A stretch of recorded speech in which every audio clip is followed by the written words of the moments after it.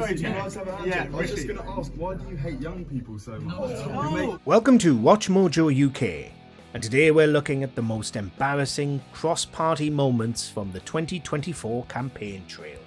Before we begin, we publish new content every day, so be sure to subscribe to our channel and ring the bell to get notified about our latest videos.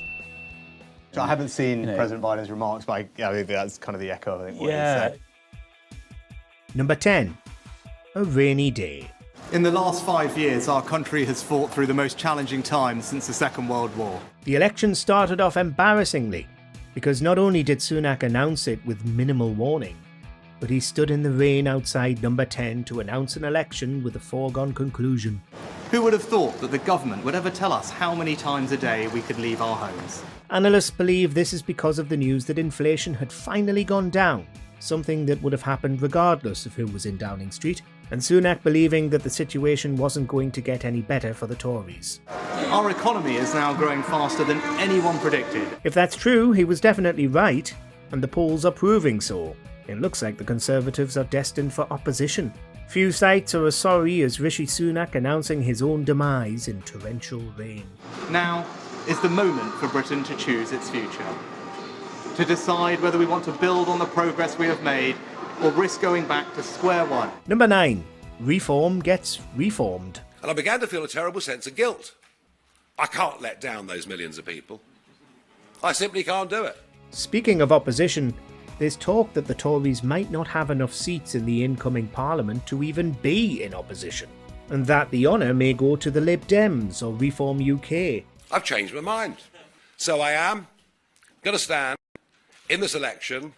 I'll be launching my candidacy at midday tomorrow in the Essex seaside town of Clacton. Reform looked like it was doomed to command no share of the votes until Nigel Farage, only days after announcing he wasn't going to return to UK politics, decided he was going to take control of Reform and stand in Clacton. I've made a far bigger decision than that.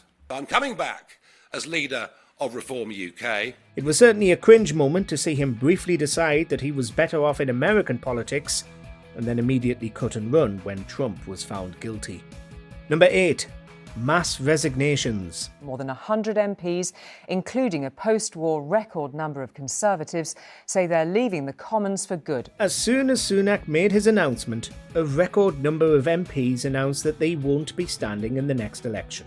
Theresa May had already announced her intention to step down, but she was followed by an exodus of dozens of her fellow Tories, including big names like Michael Gove and Andrea Leadsom. Michael Gove, the Housing Secretary, said it was time for a new generation to lead. Tonight, Rishi Sunak thanked him and admitted the government would be poorer without him. But it wasn't only the Conservatives, apparently destined to lose, who lost numbers. The Labour Party saw over 30 resign, and the former leader of the Green Party, Caroline Lucas, also left.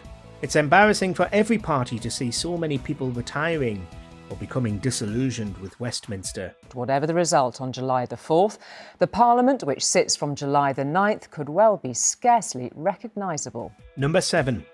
Raina versus Morant. Angela Raina and the Labour Party, Keir Starmer confirmed this earlier this week, they are going to put up your taxes by £2,000. That's a lie. During the first 7-way party debate on the BBC, Leader of the House of Commons Penny Mordaunt and Deputy Labour leader Angela Raina ended up standing next to each other. That is a Working lie. household. Penny, your 2,000 government Well, what is it then, have raised Angela? taxes to What the is record it? level in 70 What years. is, yeah, the last we have, Parliament, and we've hated 26 putting different taxes up. This meant that the entire debate frequently devolved into bickering between the two, with Mordaunt trotting out a few of the Tories' dodgy numbers. Multiple times they were asked to stop arguing and let the other candidates have a go, which some of them even commented on. Why don't Own you stand by your numbers. record? And you'll see record it. levels You'll of see taxes it. on working people. Well, we've 26 heard separate overnight. tax hikes We've in the heard last overnight. Parliament. The way the audience laughed, it was clear nobody was really enjoying Raina and Mordaunt and wanted to hear ideas from the smaller parties. We've What is it then? absolutely guaranteed we will not how are raise you gonna taxes close for that working gap? people in this How country. are you going to close that gap? £2,000 per working household. Number 6. Sky TV. When you are wealthier than the king, what do you do day to day to make sure you're still in touch with the kind of struggles ordinary people face? Have you ever gone without something? During an interview on ITV's Tonight, the The same interview he left a certain other event to take part in that we'll get to later. Rishi Sunak tried to make himself seem relatable to the electorate. Much has been made of Sunak being richer than the king for years, which has made it harder and harder for Sunak to seem like a normal person. Yeah, I mean, my family emigrated here with very little. As an example of something he went without as a child, he decided to choose Sky TV. What did you go without as a child? We went out with lots of things. Anyone who's experienced genuine deprivation knows that not having Sky TV is the least of your worries living in poverty, which millions now are. But it's unsurprising from the man who once said he didn't have any working class friends. Famously, Sky TV. So that was something that we never had growing up, actually. Number 5. The football. So you're looking forward to all the football? Not so much my bag. Another blunder from Sunak. He decided to head to Wales to kick off his campaign. He made the mistake of asking in Barry whether everybody was looking forward to, quote, all the football. But that's because you guys aren't in it. There'll be people coming. But Wales, of course, didn't qualify for the Euros this year, in a devastating blow to the Red Dragons that we're sure nobody appreciated being brought back up. It was extremely awkward, as he suggested that the football would bring in a boost in beer sales for a local brewery. Oh, some people will be supporting anyone that plays England. I won't be, but... Also some cricket before then, you know. Or maybe not if they have nothing to celebrate. This was even more cringe than during the 2022 World Cup, Priti Patel doing a photo op in an England shirt down the pub. Number 4. £2,000. This was the figure Penny Mordaunt was trotting out to lambast Angela Raina during the BBC debate, a number that Sunak has also brought out. He would put up everyone's taxes by £2,000.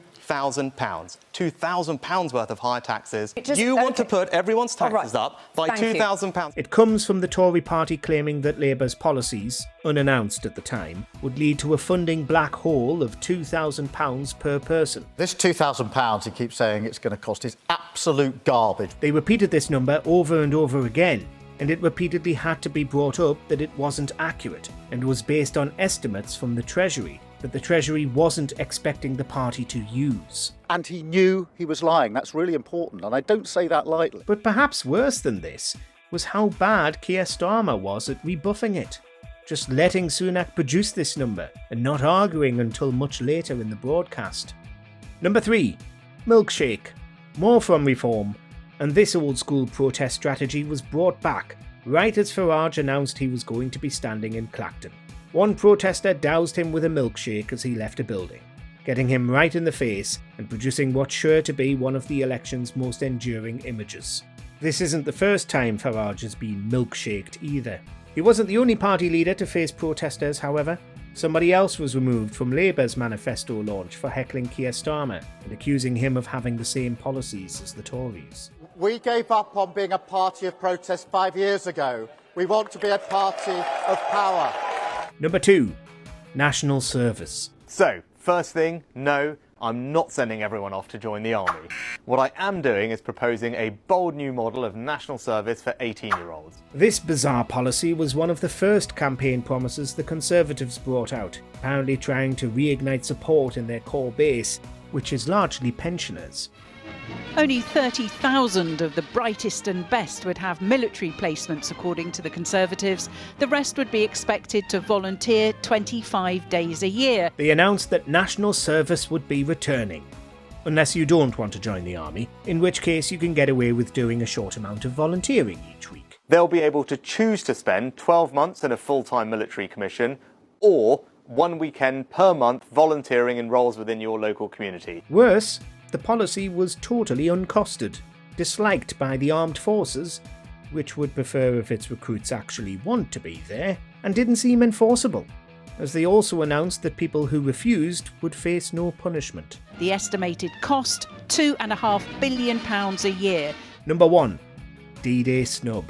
Maybe the National Service pledge struck a chord with some voters, but if it did, that support was quickly wiped away with Sunak's most monumental blunder. Prime Minister. Gosh, hello. Sorry to I'm have well, kept thanks you. No, not at all. I know you've been in Normandy. Yeah, it all just ran out. Of course. The 6th of June 2024 marked the 80th anniversary of the D-Day landings that eventually repelled Hitler from France and defeated the Nazis. Sunak was in France to commemorate the event along with other world leaders, only to leave earlier so that he could go and record an interview, the one where he talked about Sky TV, incidentally. That was a mistake, and I apologise. He was rinsed in the presses, forced to apologise, and even slated by Penny Mordaunt during the cross-party debates. What happened was completely wrong, and the Prime Minister has rightly apologised for that. Let us know in the comments which way you think the election will go. But when I grew up, my dad was a toolmaker. He worked in a factory. It's true. Do you agree with our picks? Check out this other recent clip from WatchMojoUK and be sure to subscribe and ring the bell to be notified about our latest videos.